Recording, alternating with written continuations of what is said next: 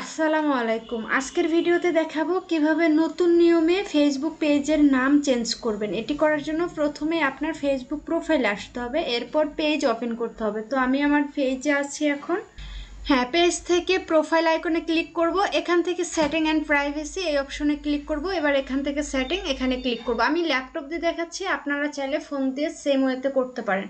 এখানে আসব, এখানে আগে পেজ ডিটেলস থেকে পেজ রিনেম করা যেত, কিন্তু এখন এই অপশনটি নেই। আমি দেখাচ্ছি, দেখেন পেজ ইনফরমেশন থেকে এখন আর পেজের নাম চেঞ্জ করা যায় না। তো এই জন্য আমরা ব্যাক দিব, এখানে সার্চ বারে টাইপ করব নেম, এখানে নেম আসবে, সাজেস্টেড থেকে নেমে ক্লিক করব। এখান থেকে সবার উপরে দেখেন নেম আছে, তারপরে আছে ভিউ, এখানে আদার্স অপশনগুলো আছে। তো আমরা নেমের ভিউয়ে ক্লিক করব।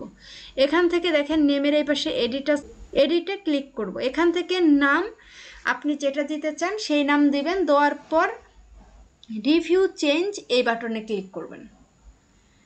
এবার এখান থেকে পাসওয়ার্ড, আপনার ফেসবুক আইডির পাসওয়ার্ডটা দিবেন, আমি দিয়ে নিচ্ছি। এবার রিভিউ চেঞ্জ এই বাটনে ক্লিক করবেন।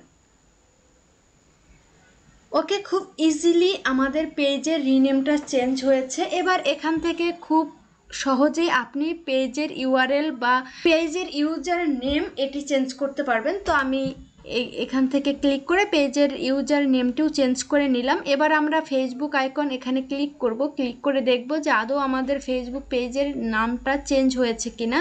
তো দেখেন আমার ফেসবুক পেজের নামটি এখন চেঞ্জ হয়ে গেছে। তো এইভাবে আপনি খুব সহজে আপনার ফেসবুক পেজের নাম চেঞ্জ করতে পারবেন।